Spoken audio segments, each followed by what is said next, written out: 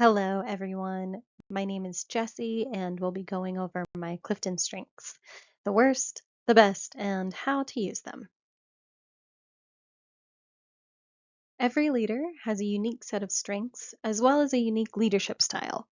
Leadership styles can vary based on the leader's strengths, but also on the context of which the leader must work. In preparation for this discussion, I participated in a strengths assessment by Gallup Analytics and Reporting to find my top strengths. In this presentation, we'll look at my top 5 strengths, my bottom 5 strengths, and the corresponding domains. We'll also discuss how I can best use my top strengths, but also grow my bottom strengths. Here we'll go over my top 5 strengths. So the includer theme, people exceptionally talented in the includer theme accept others. They show awareness of those who feel left out and make an effort to include them. In belief, we see people who are exceptionally talented with certain core values that are unchanging. Out of these values emerges a defined purpose for their lives. In connectedness, people exceptionally talented in the connectedness theme have faith in the links among all things. They believe there are few coincidences and that almost every event has meaning. People exceptionally talented in the activator theme can make things happen by turning thoughts into action. They want to do things now rather than simply talk about them. And people exceptionally talented in the woo theme love the challenge of meeting new people and winning them over. They derive satisfaction from breaking the ice and making a connection with someone. The includer strength is about inclusivity and acceptance of others. According to Clifton, the strength falls into the build relationships domain. There's a diversity component to this strength because an includer aims to widen the circle, regardless of background. In fact, an includer tries to surround themselves with people from wide arrays of backgrounds. This leads to likability and amiability in these individuals due to the open disposition. Life is more exciting and fun when an includer can work as a partner or a team member and strive to pull in all people to create belonging and acceptance. On a personal note, my background has been to always invite every classmate to my birthday parties, and that is a theme that's carried over into adulthood. The belief strength is defined by an individual with unchanging core values, allowing the individual to have a strong sense of purpose. According to Clifton, the belief strength falls into the executing domain. This strength speaks to having meaning and direction based on core values. Belief as a strength is seen in individuals who have a mission, who usually make a positive difference in the world. There is more reasoning, less emotions when making decisions due to the strong sense of belief. This ensures that the individual makes choices that align with their values. That they could be viewed as predictable. Another perspective is that these individuals are reliable. Individuals with this strength also have a concern of others, as well as a talent for helping others discover their own strengths and values. On a personal note, I continue to thoroughly enjoy the ethics and values aligned with the nursing career, a career that has actually affirmed my own values and core beliefs. Connectedness, the third strength, is a strength oriented to having faith in links and that coincidences have meaning. This strength falls into the relationship building domain at the Clifton strengths. Those with connectedness strongly believe that everyone is a part of something larger than themselves, and this, according to the Clifton strengths, implies responsibilities and creates a value system. These values and responsibilities allow individuals with the connectedness strength to be considerate, caring, and accepting. Those with the connectedness strength believe there is a reason for everything and are welcoming to new people and experiences. They are curious. This quote from the Gallup report is poignant. Because of your strengths, you occasionally link together a variety of people who otherwise might not know each other. Perhaps you create a work climate where individuals begin to understand each other and cooperate. A common theme in the Gallup descriptor of those with connectedness is that they connect different types of people and bridge those gaps if they wouldn't otherwise work together. Finding common ground is an aspect in those with this strength, which is a key resource in mediation and teamwork. Similar to the includer strength, I see this in my personal, political, and professional values. The best way forward from any differences or conflicts is together. The connectedness strength emphasizes my personal view that finding mutual ground allows us to simultaneously value our differences instead of hide behind or shy away from them. The activator strength is characterized by turning thoughts into action. Do things now rather than simply planning. This strength falls into the influencing domain of the Clifton Strengths. Individuals who are known to be activators are characterized as impatient to take action. They are known to be confident in themselves to the point that they don't mind what others think of them, but mind what others think of their actions. This comfort in the self allows these individuals to be honest with what they can and cannot do. These individuals have an urgency to take action once they have decided to do something. They do not like to slow the start of projects and tasks and can conflict with individuals who slow that progress.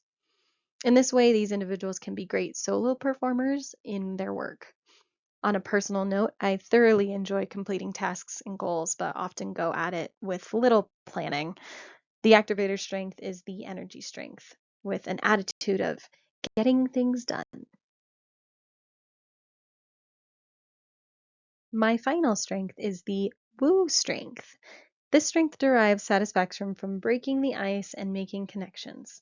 Like the activator strength, woo falls into the influencing domain. Woo, as described by Clifton, stands for winning others over. It is similar to inclusiveness and connectedness in that it's seen in individuals who like welcoming new people and new experiences. And similar to the activator strength, woo is seen in candid, frank, driven individuals. They are honest about their talents and limitations, meaning a woo individual will be upfront about what they can accomplish, but also what they cannot accomplish. I see this in myself as I have never had a problem with asking clarifying questions in both my career and personal life. This authenticity in woo individuals can make them even further enduring. Individuals with woo like to bring different individuals together and also want people to feel worthy of their time. This strength works very well with the includer and belief strengths to form an individual who is pleasant to work with and be around. The woo strength is the cheerleader of strengths.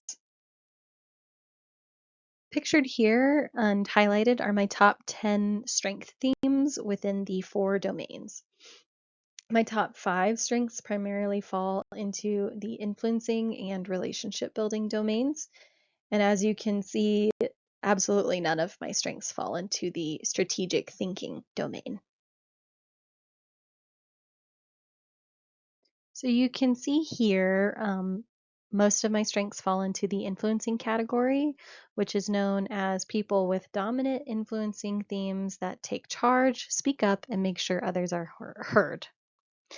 My second domain, where most of my strengths lie, is relationship building. And these are people who build strong relationships that hold a team together and make it greater than the sum of its parts.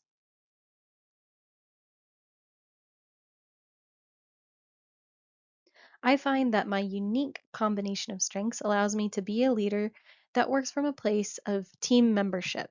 My ethics and beliefs have always been from a practical standpoint. For example, I most appreciate my nurses' aides when I do their tasks on a regular basis as well, or when I actually have the opportunity to learn from them. My inclusivity and connectedness allow me to value the input of everyone around me, regardless of professional rank, so that I can think in a more well rounded view. And as both a leader and a team member, the woo theme resonates because I do find myself praising the strengths of my team. I think a picture of me as a leader is generally bubbly, happy go lucky, excited to get moving type of leader. I'm trying to be better about big picture thinking for long term goals with a team, but I see myself usually as the energizer bunny, encouraging other voices to be heard and affirming their gut feelings. Here you can see my bottom strengths, which include individualization, ideation, deliberative, significance, and competition. And when I read these bottom strengths closely, it actually felt like I was reading my top strengths over again, with the exception of ideation.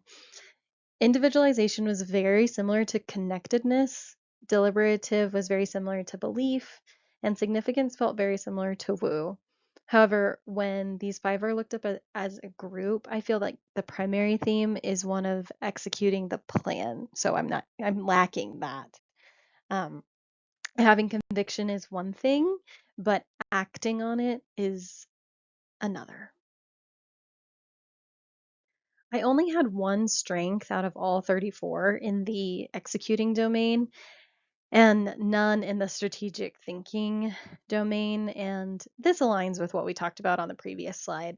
While I have strengths in the top that match the bottom, the overarching thing of my limitations is carrying out the actions that match all of that intentional, bubbly energy.